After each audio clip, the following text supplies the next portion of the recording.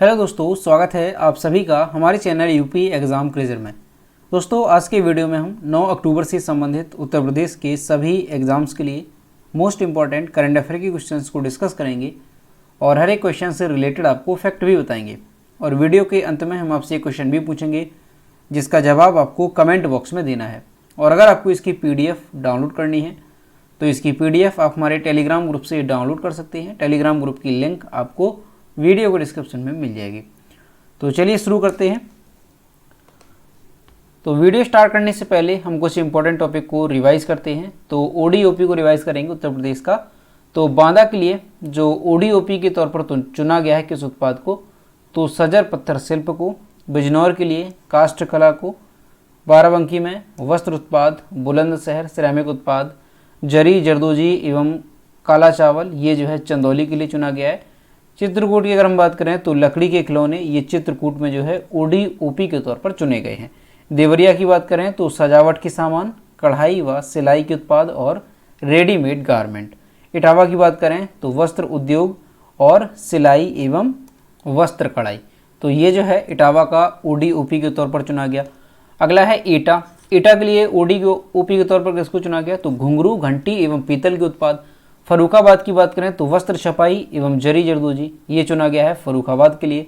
फतेहपुर की बात करें तो बेड शीट एवं आयरन फैब्रिकेशन वर्क्स, ये चुना गया है फतेहपुर के लिए। फिरोजाबाद तो कांच के उत्पाद, ये फिरोजाबाद का 1 जुलाई का उत्पाद है। गौतम बुद्ध नगर का रेडीमेड गारमेंट है। गाजीपुर का जूट वॉल हैंगिंग। गाजियाबाद का अभियांत्रिकी सामग्री और गोंडा का है खाद्य प्रसंस्करण दालें। तो ये आप सभी को याद हो गए होंगे। चलिए अब शुरू करते हैं करंट अफेयर्स का सेशन। तो आज का सेशन शुरू करने से पहले हम कल के क्वेश्चंस का रिवीजन करेंगे। कल का पहला क्वेश्चन है, हाल ही में सुप्रसिद्ध व्यक्तित्व शेखर जोशी का निधन हो गया, वह किस क्षेत्र से संबंधित थे। तो ये जो शेखर जोशी थे ये एक कहानीकार थे। अगला क्वेश्चन है, हाल ही में उत्तर प्रदेश के किस एथलीट ने 35 किलोमीटर पैदल चाल में राष्ट्रीय रिकॉर्ड बनाया। तो ऑप्शन नंबर सी करेक्ट होगा, राम बाबू ने। दोस्तों, उत्तर प्रदेश करंट अफेयर की लास्ट 8 मंथ की अगर आपको PDF बुक डाउनलोड करनी है तो इसकी लिंक आपको वीडियो को डिस्क्रिप्शन में मिल जाएगी। वहाँ से आप इसकी PDF बुक डाउनलोड कर पाएंगे। और अगर इसे डाउनलोड करने में कोई प्रॉब्लम होती है तो साइट पर आपको WhatsApp नंबर और ईमेल मिल जाएगा जिस पर आप कॉन्टैक्ट कर सकते हैं। अगला है, स्वच्छ गंगा के लिए राष्ट्रीय मिशन ने कितने करोड़ रुपए की 14 परियोजनाओं को मंजूरी दी है। तो 1145 करोड़ रुपए की। अगला है, हाल ही में शांति का नोबेल पुरस्कार जो है 2022 का किसको दिया गया। तो ऑप्शन नंबर डी करेक्ट होगा, LS बाल्यात्स्की को दिया गया। रूसी मानवाधिकार संगठन है मेमोरियल, इसके अलावा यूक्रेनी मानवाधिकार संगठन है CCL। तो ये सभी तीनों को जो है संयुक्त रूप से दिया गया। अगला है, विश्व कपास दिवस कब मनाया जाता है। तो 7 अक्टूबर को। अगला है, हाल ही में वंदे मातरम पहल किस राज्य में शुरू की गई है। तो ये महाराष्ट्र में शुरू की गई है। अगला है, शस्त्र रामानुजन पुरस्कार 2022 किसे दिया गया। तो ये दिया गया है यूनकिंग टैंग को। अगला है, अंतरिक्ष की यात्रा करने वाली पहली अमेरिकी मूल की महिला कौन बन गई है। तो ये बन गई है निकोल मान। ऑप्शन नंबर सी इसका करेक्ट होगा। अगला है, अरुणाचल प्रदेश के राज्यपाल BD मिश्रा को किस राज्य के राज्यपाल का अतिरिक्त प्रभार दिया गया है। तो इन्हें जो है मेघालय के राज्यपाल का अतिरिक्त प्रभार दिया गया। तो दोस्तों, ये कल के क्वेश्चंस थे जिसका हमने रिवीजन किया। अब हम शुरू करते हैं आज का सेशन। और दोस्तों, एक और इम्पोर्टेंट बात कि जो सितंबर मंथ का जो यूपी करंट अफेयर का वीडियो है, कब का, तो जो सितंबर महीने का वीडियो है यूपी करंट अफेयर का, तो वो जो है आपका आज शाम तक अपलोड हो जाएगा। तो ये चीज़ है, कई बार आपकी कमेंट आई कि सितंबर महीने का जो वीडियो है ये कब तक अपलोड होगा। तो आज शाम तक ये अपलोड हो जाएगा। तो आज का पहला क्वेश्चन है, IGRS थानों की रैंकिंग में किस कमिश्नरेट के 3 थाने 100% अंक प्राप्त कर प्रदेश में पहले स्थान पर रहे हैं। तो यहाँ जो ऑप्शन करेक्ट हो जाएगा वो है B, वाराणसी। IGRS थानों की रैंकिंग में कमिश्नरेट वाराणसी के जो 3 थाने हैं ये प्रदेश में पहले स्थान पर आए हैं। 100% अंक जो है इन थानों को प्राप्त हुए हैं। पुलिस आयुक्त A सतीश गणेश के अनुसार IGRS निस्तारण रैंकिंग में कमिश्नरेट वाराणसी के कौन कौन से थाने हैं। तो सिगरा है, आदमपुर और दशाश्वमेध, ये जो थाने हैं ये प्रदेश में पहले स्थान पर रहे हैं। इन तीनों थानों के प्रभारियों को प्रशस्ति पत्र देकर के सम्मानित किया जाएगा। दोस्तों पुलिस आयुक्त ने कहा कि जो IGRS रैंकिंग है इसमें अगर हम बात करें कि निचले पायदान पर कौन से थाने रहे, तो निचले पायदान पर आने वाले 3 थाने हैं कोतवाली, चितईपुर और पर्यटक। ये जो है खराब रैंकिंग के कारणों से समीक्षा DSP स्तर के अधिकारियों से इसकी जो है समीक्षा कराई जाएगी। तो ये चीज़ ध्यान रखेंगे कि शीर्ष पर कौन है, तो वाराणसी कमिश्नरेट है, इसके 3 थाने जो है शीर्ष पर आए हैं प्रदेश में। कौन सी रैंकिंग में, तो IGRS थानों की जो रैंकिंग की गई है उसमें। ठीक, याद रखेंगे कौन कौन से हैं वाराणसी के, तो सिगरा, आदमपुर और दशाश्वमेध। अगला क्वेश्चन है, हाल ही में उत्तर प्रदेश सरकार ने किस फसल पर कीटनाशकों के प्रयोग को प्रतिबंधित कर दिया है, तो ऑप्शन नंबर ए करेक्ट हो जाएगा बासमती चावल पर। दोस्तों बासमती जो धान की फसल है इस पर जो है 10 कीटनाशक दवाइयों के प्रयोग पर प्रतिबंध लगा दिया है। और ये प्रतिबंध क्यों लगाया गया है, तो शासन ने यह कदम बासमती चावल में कीटनाशक दवाई का असर आने के कारण निर्यात नहीं होने पर यह जो फैसला है वो किया है। तो जो बासमती धान की फसल है उस पर 10 प्रकार की जो कीटनाशक दवाइयां हैं उनके प्रयोग पर प्रतिबंध लगा दिया है। तो याद रखेंगे आप बासमती चावल पर। अगला है, उत्तर प्रदेश में सब्जी और फल का उत्पादन बढ़कर कितने प्रतिशत हो गया है, तो ऑप्शन नंबर डी इसका करेक्ट होगा 9.4%। दोस्तों यूपी में सब्जी और फल का जो उत्पादन है वो तेजी से बढ़ा है। इसमें राज्य की जो हिस्सेदारी है वो 7.2% से बढ़कर के 9.4% हो गई है। और इसके साथ ही प्रदेश में अगर हम बात करें जैसे फसल की, तो आम हो गया और केला, इसकी जो पैदावार है वो खूब बड़ी है और आलू टमाटर का भी उत्पादन जो है वो बढ़ा है। तो कुल मिलाकर के अगर देखा जाए प्रदेश में सब्जी और फलों का जो उत्पादन है वो तेजी से बढ़ रहा है। और दोस्तों अभी कुछ दिन पहले एक रिपोर्ट जो है वो जारी की गई थी कि सब्जियों के उत्पादन में कौन सा राज्य शीर्ष पर है, तो हमारा यूपी जो है ये सब्जियों के उत्पादन में शीर्ष पर रहा था। वहीं अगर फलों की बात करें तो जो आंध्र प्रदेश है वो फलों के उत्पादन में शीर्ष पर रहा था। तो ये चीज़ ध्यान रखेंगे। अगला है, प्रत्येक जिले में 75 अमृत सरोवर स्थापित करने वाला पहला केंद्र शासित प्रदेश कौन सा बना, तो ऑप्शन नंबर ए करेक्ट हो जाएगा जम्मू और कश्मीर। दोस्तों जम्मू और कश्मीर जो है ये प्रत्येक जिले में 75 अमृत सरोवर स्थापित करने वाला पहला केंद्र शासित प्रदेश बन गया है। अब दोस्तों ये है क्या अमृत सरोवर, तो इसके बारे में थोड़ा समझेंगे। तो दोस्तों क्या है कि केंद्र सरकार की ओर से एक पहल जो है शुरू की गई थी, अमृत सरोवर बनाने की पहल। और इसमें कहा गया था कि हर एक जिले में 75 अमृत सरोवर जो है बनाए जाएंगे। ठीक है, और ये जो पहल है ये पूरे देश में शुरू की गई थी। तो इसी के चलते आपको कई बार बताया कि जो देश में पहला अमृत सरोवर है ये कहाँ पर बनकर के तैयार हुआ, तो ये हमारे यूपी में बना था, रामपुर में। वो क्वेश्चन इंपॉर्टेंट है, याद रखेंगे। ठीक है, तो पहला जो अमृत सरोवर है कहाँ पे बना था, यूपी के रामपुर में।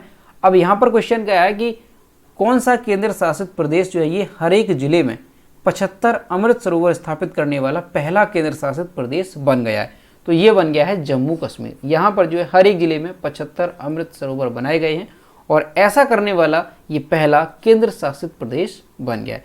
मिशन के दिशा निर्देशों के अनुसार केंद्र शासित प्रदेश को 15 अगस्त 2022 से पहले 300 अमृत सरोवर और 15 अगस्त 2023 तक 1500 अमृत सरोवर पूरे करने थे।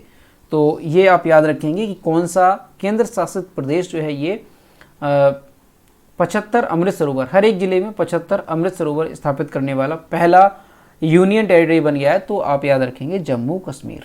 अगला क्वेश्चन है, हाल ही में मोदी @20 ड्रीम्स मीट डिलीवरी पुस्तक का विमोचन किसने किया, इसका जो विमोचन है वो किया है डॉक्टर एस जयशंकर ने। ऑप्शन नंबर सी इसका करेक्ट होगा। दोस्तों जो वर्तमान में विदेश मंत्री हैं डॉक्टर एस जयशंकर, इन्होंने 6 अक्टूबर 2022 को kiwi Indian hall of fame awards 2022 में भाग लिया और ऑकलैंड न्यूजीलैंड में मोदी @20 ड्रीम्स मीट डिलीवरी नामक पुस्तक का विमोचन किया। इस कार्यक्रम ने न्यूजीलैंड में भारतीय समुदाय के सदस्यों को उनकी असाधारण उपलब्धियों और योगदान के लिए सम्मानित किया। तो आप याद रखेंगे कि मोदी @20 ड्रीम्स मीट डिलीवरी जो नामक पुस्तक है इसका विमोचन किसने किया है, तो इसका जो विमोचन है वो वर्तमान में विदेश मंत्री डॉक्टर एस जयशंकर ने किया है। ठीक, और कहाँ पे किया है तो वो भी याद रखेंगे, kiwi Indian hall of fame awards 2022 में भाग लिया इन्होंने और ऑकलैंड न्यूजीलैंड में इस पुस्तक का विमोचन किया है। ठीक है, याद रखेंगे। और ये जो पुस्तक है तो ये किस पर आधारित है, तो प्रधानमंत्री नरेंद्र मोदी के जीवन पर ये जो पुस्तक है वो आधारित है। उसमें जो है नरेंद्र मोदी जो प्रधानमंत्री हैं उनके असाधारण कार्यों को इसमें बताया गया। अगला क्वेश्चन है, हाल ही में FIH goalkeeper of the year पुरस्कार 2021-22 किसने जीता है? तो ऑप्शन नंबर सी करेक्ट हो जाएगा, ए और बी दोनों, सविता पुनिया और PR श्रीजेश।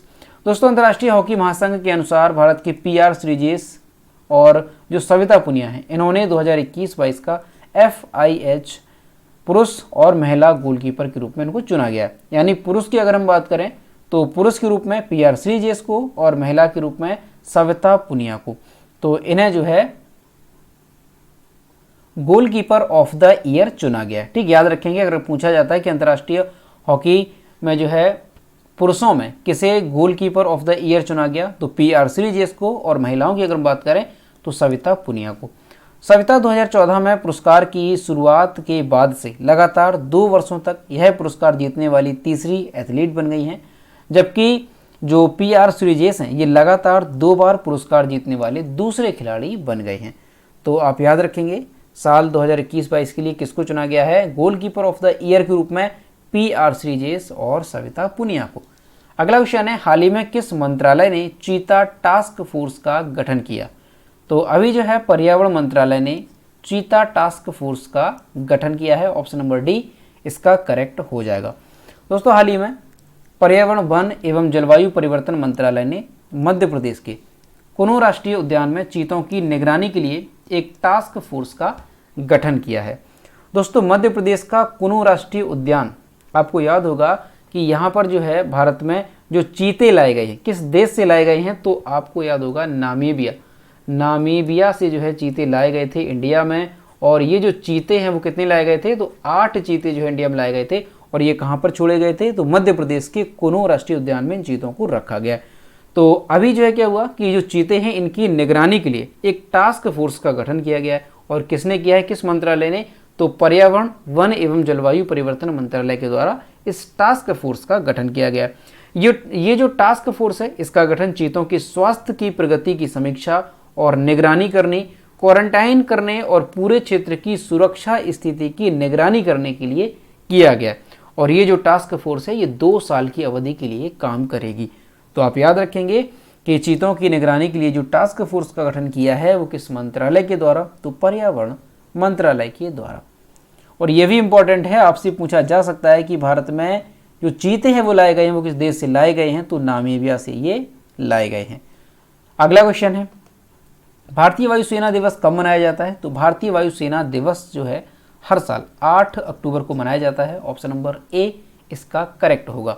दोस्तों भारतीय वायुसेना दिवस 8 अक्टूबर को मनाया जाता है। उद्देश्य क्या होता है, तो इस दिन का जो उद्देश्य है वो होता है भारतीय वायुसेना को श्रद्धांजलि देना और उनके योगदान को स्वीकार करना और लोगों को वायुसेना के प्रति जागरूक करना। ये जो है इस दिवस का उद्देश्य होता है। भारतीय वायुसेना आज यानी कि जो 8 अक्टूबर का साल 2022 का दिन है, इस दिन 90वां स्थापना दिवस मना रही है। यह दिन हर भारतीय नागरिक के लिए दुनिया की सबसे ताकतवर वायुसेनाओं में शुमार इंडियन एयरफोर्स पर गर्व करने का दिन है। दोस्तों जो भारतीय वायुसेना है इसकी स्थापना कब हुई थी, तो 8 अक्टूबर 1932 को जो है भारतीय वायुसेना की स्थापना हुई थी। और भारतीय वायुसेना का आदर्श वाक्य क्या है, तो नभा स्पृशम दीप्तम, ये जो है भारतीय वायुसेना का आदर्श वाक्य है। इसे भी आप याद रखेंगे। और ये चीज़ यहाँ पर हो गई है कि इसका आदर्श वाक्य क्या है, तो नभा स्पृशम दीप्तम। तो याद रखेंगे यहाँ से कि भारतीय वायुसेना दिवस कब मनाया जाता है, तो हर साल 8 अक्टूबर को ये दिवस मनाया जाता है। और दोस्तों वर्तमान में जो वायुसेना अध्यक्ष हैं कौन है, यानी चीफ ऑफ इंडियन एयरफोर्स कौन है, तो नाम याद रखेंगे आप, विवेक राम चौधरी। ये जो है भारतीय वायुसेना के कौन है, चीफ हैं। इसके साथ ही आप याद रखेंगे चीफ ऑफ नवल स्टाफ यानी कि जो नौसेना है इसके प्रमुख कौन है, तो R हरि कुमार, ये जो है भारतीय नौसेना के प्रमुख हैं। और अगर बात करें कि भारतीय सेना यानी कि थल सेना या भारतीय सेना के प्रमुख कौन है, तो जनरल मनोज पांडे, ये जो है भारतीय थल सेना के प्रमुख हैं। तो ये तीनों नाम याद रखेंगे। और दोस्तों अभी जो है CDS भी नियुक्त किए गए हैं कुछ दिन पहले ही, तो उनका नाम भी याद रखेंगे कि CDS के तौर पर किसको नियुक्त किया गया है, तो अनिल चौहान, याद रखेंगे आप, अनिल चौहान को जो है CDS के तौर पर नियुक्त किया गया है। अगला क्वेश्चन है, भारत ने मिसाइल, रॉकेट और गोला बारूद निर्यात करने के लिए किस देश के साथ समझौता किया है? तो ऑप्शन नंबर सी करेक्ट होगा, आर्मेनिया। रक्षा निर्यात को बढ़ावा देने के लिए एक महत्वपूर्ण कदम के तहत भारत ने आर्मेनिया को मिसाइलें, रॉकेट और गोला बारूद के निर्यात आदेश पर हस्ताक्षर कर दिए हैं। इस सौदे के तहत भारत द्वारा आर्मेनिया को 2000 करोड़ रुपए से अधिक के सैन्य उपकरण निर्यात किए जाएंगे। इसमें स्वदेशी पिनाका रॉकेट लॉन्चर की 6 अतिरिक्त निर्यात भी शामिल है। दरअसल दोस्तों क्या है कि जो आर्मेनिया है इसका अजरबैजान के साथ सीमा संघर्ष जो है जारी है। तो इसी के चलते जो इंडिया है इसने आर्मेनिया को जो है मिसाइलें, रॉकेट और गोला बारूद निर्यात करने के आदेश पर हस्ताक्षर कर दिए हैं। अब यहाँ से जो आर्मेनिया है इसके बारे में आपको क्या याद रखना है? तो आर्मेनिया से संबंधित आप याद रखेंगे इसकी कैपिटल क्या है, इसके जो वर्तमान में हेड हैं यानी प्राइम मिनिस्टर या प्रेसिडेंट कौन है, तो ये इंपॉर्टेंट होता है। तो दोस्तों आर्मेनिया की अगर हम बात करें तो आर्मेनिया की कैपिटल क्या है? तो येरेवन, ये जो है आर्मेनिया की कैपिटल है। क्या है? येरेवन। याद रखेंगे, यहाँ पर हम नोट भी कर दे रहे हैं, येरेवन, ठीक है, येरेवन, ये जो है इसकी क्या है? कैपिटल है। और आर्मेनिया की करेंसी क्या है? तो आर्मेनियन ड्रेम, आर्मेनिया की करेंसी है आर्मेनियम ड्रेम, यहाँ पे लिखेंगे ड्रेम, आर्मेनियम ड्रेम, ये जो है इसकी क्या है? करेंसी है। आर्मेनिया के वर्तमान में प्रधानमंत्री कौन है? तो निकोल पसिनयान, ये जो है प्रधानमंत्री हैं, पीएम हैं आर्मेनिया के। और यहाँ के जो राष्ट्रपति हैं वो कौन है? तो वाहन खाचतुर्यान, ये जो है यहाँ के राष्ट्रपति हैं। तो ये भी आप याद रखेंगे, कई बार एग्जाम में होता है कि कैपिटल पूछी जाती है, तो आर्मेनिया की कैपिटल याद रखेंगे येरेवन। अगला है किसके नाम पर देश का पहला बहुकला सांस्कृतिक केंद्र खोलने के लिए घोषणा की गई है? ऑप्शन नंबर बी करेक्ट हो जाएगा, नीता अंबानी के नाम पर। दोस्तों ईशा अंबानी कौन है? तो मुकेश अंबानी जो उद्योगपति हैं उनकी बेटी हैं। इन्होंने हाल ही में घोषणा की है कि मुंबई के बांद्रा कुर्ला कॉम्प्लेक्स में एक अंतर्राष्ट्रीय स्तर का बहुकला सांस्कृतिक केंद्र का नाम नीता मुकेश अंबानी कल्चरल सेंटर होगा। और ये जो सेंटर है ये अपने आप में एक कह सकते हैं कि पहली बार ऐसा हो रहा है, ठीक है। क्या है कि देश का पहला जो बहुकला सांस्कृतिक केंद्र है ये जो है खोलने के लिए घोषणा की गई है। और किसके नाम पर? तो नीता मुकेश अंबानी कल्चरल सेंटर इसका जो नाम है वो रखा जाएगा। तो याद रखेंगे आप, नीता मुकेश अंबानी के नाम पर। तो दोस्तों ये थे 9 अक्टूबर से संबंधित उत्तर प्रदेश के सभी एग्जाम्स के लिए मोस्ट इंपॉर्टेंट करंट अफेयर के क्वेश्चन जो कि हमने डिस्कस किए। अब हम देखते हैं कल की वीडियो का क्वेश्चन जो हमने आपसे पूछा था। तो ये है कल की वीडियो का क्वेश्चन जो हमने आपसे पूछा था कि विश्व में कौन सा देश चीनी का सबसे बड़ा उत्पादक बन गया है? ऑप्शन नंबर ए करेक्ट था, हमारा देश भारत। और लगभग सभी स्टूडेंट्स ने इसके सही जवाब किए। और मैं आपसे हर रोज़ कहता हूँ कि जो भी क्वेश्चन आपसे पूछा जाए तो सभी लोग क्वेश्चन का आंसर जरूर किया करो। तो ये रहा आज का क्वेश्चन। हाल ही में जापान में भारत के अगले राजदूत के रूप में किसे नियुक्त किया गया? इसका जो भी करेक्ट आंसर है वो आपको कमेंट बॉक्स में बताना है। और दोस्तों सभी लोग क्वेश्चन का आंसर जरूर किया करो। तो दोस्तों आज का वीडियो कैसा लगा? अगर वीडियो पसंद आया है तो इसे लाइक करें, अपने दोस्तों के साथ शेयर करें। और अगर चैनल पर पहली बार आई हैं तो चैनल को सब्सक्राइब करना ना भूलें। साथ ही बेल आइकन को भी प्रेस करें ताकि टाइम टू टाइम नोटिफिकेशन आप तक पहुंचता रहे। तो मिलते हैं नेक्स्ट वीडियो में। Thank you.